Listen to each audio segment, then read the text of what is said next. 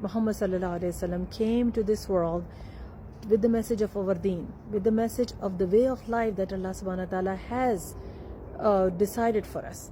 This is called Islam.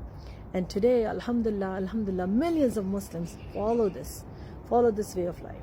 But we need to also understand that the true path of this Islam is with the pure 100% non-negotiable, unconditional submission to Allah subhanahu wa ta'ala, and to accept Him as the sovereign, and to accept Him as the only Malik, as the only king, the king of all kings.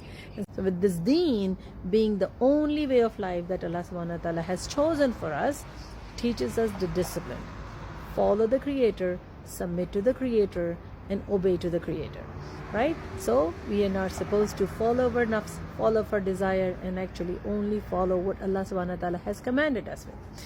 Follow Allah subhanahu wa ta'ala and the laws established by Allah subhanahu wa ta'ala and the conditions established by Allah subhanahu wa ta'ala. Why? Because Allah subhanahu wa ta'ala's wisdom is unlimited, unlike our very limited understanding of and wisdom.